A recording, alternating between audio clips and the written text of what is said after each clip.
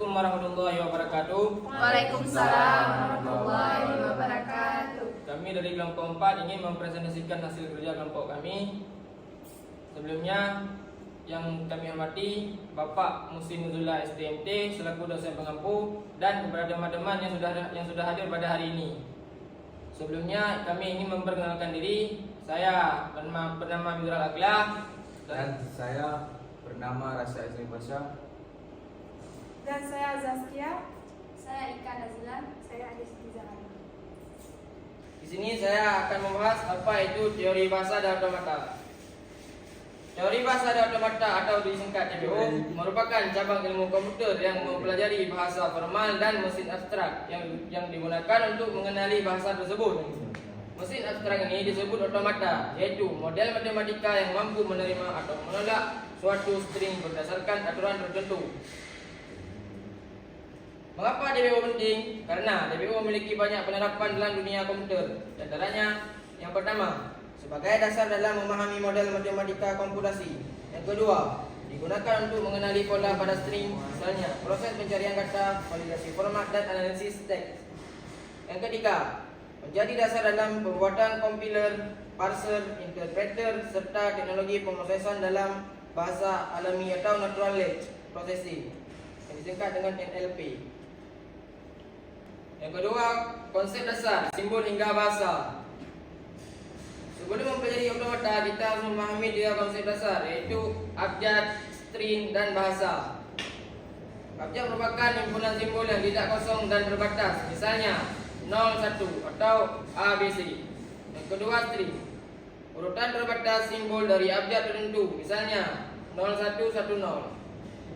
Yang ketiga, bahasa, himpunan string di atas abjad sigma yang memenuhi aturan tertentu. Selanjutnya,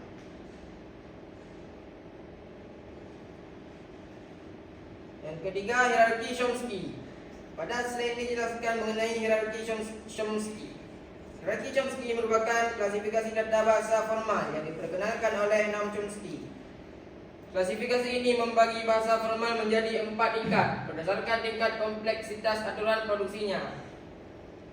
Semakin tinggi levelnya, maka semakin besar kemampuan bahasa tersebut dalam mendeskripsikan pola. Namun, mesin yang digunakan juga menjadi lebih kompleks. Keempat tingkatan tersebut adalah tipe 0, tipe 1, tipe 2, dan tipe 3. Tipe 0 yang dikenal dengan Turing Machine. Tipe 1 yang dikenali oleh Linear Bounded Automata. Tipe 2 yang dikenali oleh Pushdown Automata. Tipe 3 yang dikenali oleh Finite Automata. Dalam mata kuliah teori bahasa dan automata, kita lebih banyak mempelajari regular grammar dan context free grammar, karena keduanya menjadi dasar dalam pembuatan compiler, parser, dan berbagai aplikasi komputasi.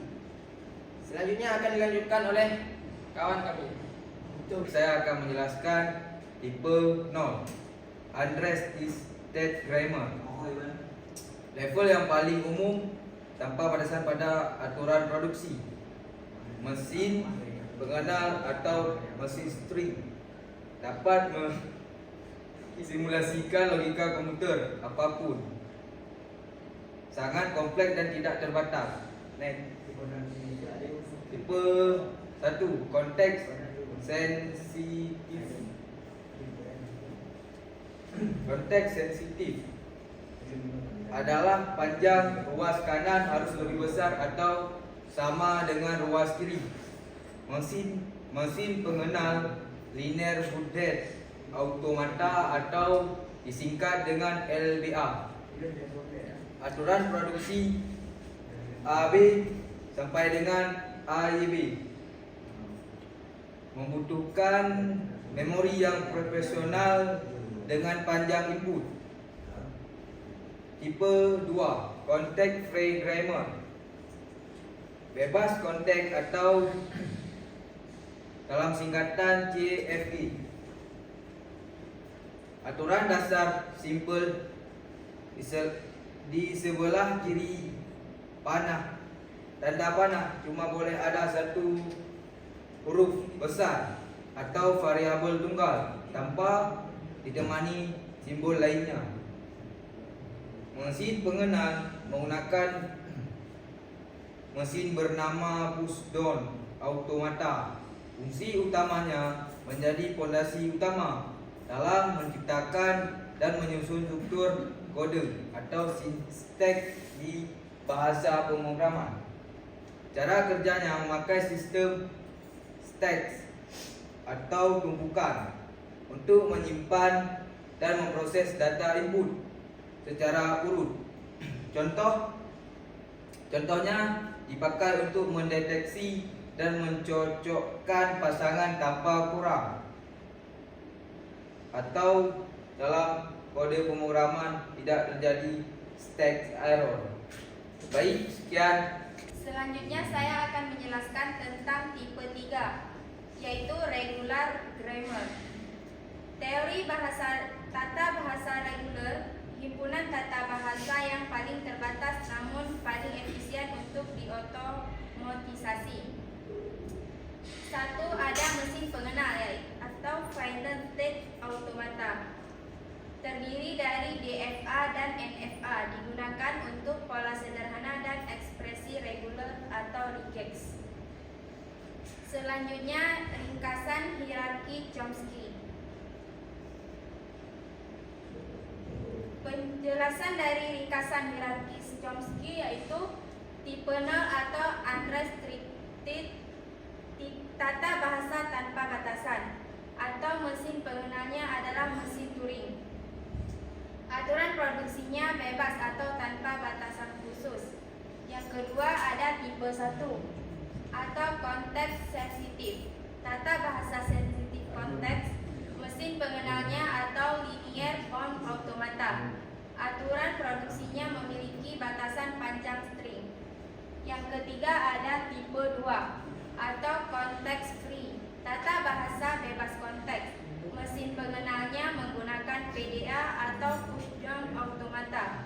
Aturan produksinya yaitu sisi kiri hanya boleh satu variabel non-terminal.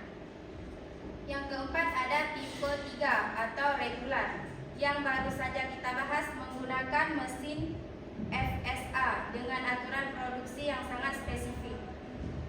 Selanjutnya saya akan menjelaskan tentang final state automata. Nah, di dalam final state automata ini terdiri dari deterministic finite automata atau DFA, yang dimana DFA adalah mesin yang perilakunya sepenuhnya dapat diprediksi untuk setiap state dan setiap simbol input. Ada tepat satu state tujuan. Tidak ada ambiguitas dalam transisi. Yang kedua, satu jalur untuk satu input string. Yang ketiga, tidak mengizinkan transisi string kosong. Selanjutnya akan dijelaskan oleh teman saya. Selanjutnya saya akan menjelaskan mengenai karakteristik utama dari DFA atau Deterministic Finite Automata. DFA merupakan salah satu jenis finite automata yang bersifat deterministik, artinya setiap state hanya memiliki satu pilihan transisi untuk setiap simbol input. Jadi, tidak akan ada kebingungan mengenai jalur mana yang harus dipilih. Karakteristik pertama adalah presisi. Maksudnya, setiap input yang diberikan akan menghasilkan satu jalur perpindahan state yang pasti. Karakteristik kedua adalah efisien, karena hanya memiliki satu jalur pada setiap input. Proses pengecekan string menjadi lebih cepat. Mesin tidak perlu mencoba beberapa kemungkinan jalur seperti pada NFA. Namun, DFA juga memiliki kelemahan yaitu kaku. Untuk bahasa atau pola yang lebih kompleks, jumlah state yang diperlukan bisa menjadi sangat banyak, sehingga proses perancangannya menjadi lebih sulit dibandingkan NFA. Selanjutnya, definisi formal DFA 5 tuple. Selanjutnya kita akan membahas definisi formal DFA. Secara matematis, DFA ditulis sebagai N sama dengan Q atau Q sigma delta Q0 F. Setiap simbol memiliki arti sebagai berikut.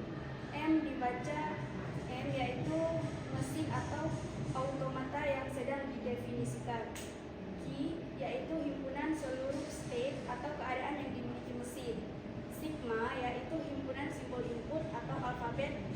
dapat dibaca mesin. Delta yaitu fungsi transisi yang menentukan perpindahan dari satu state ke state lainnya berdasarkan input yang diterima. Kino yaitu state awal atau titik awal sebelum mesin mulai membaca input.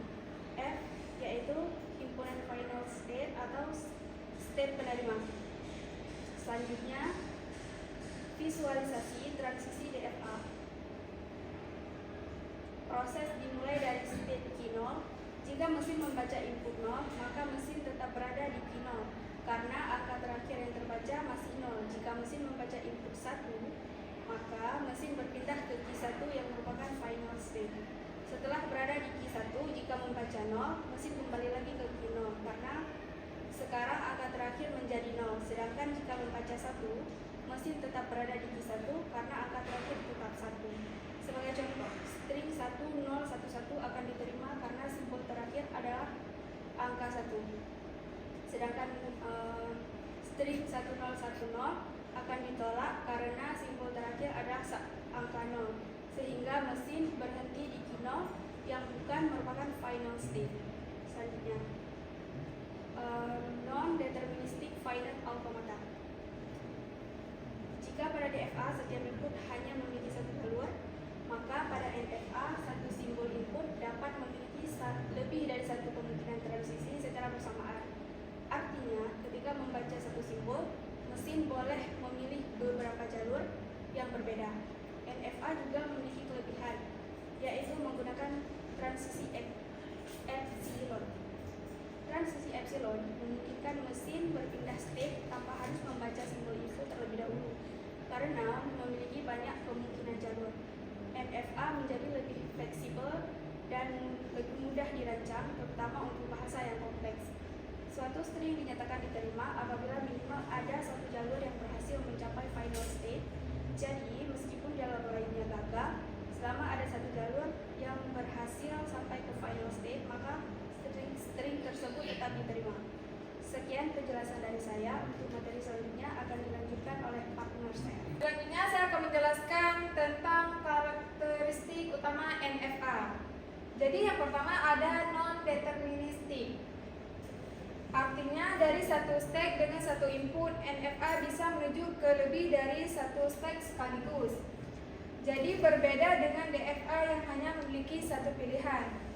Dan yang kedua, mudah dirancang karena lebih sederhana digunakan untuk membuat bahasa atau pola yang kompleks. Dan yang ketiga, proses berat.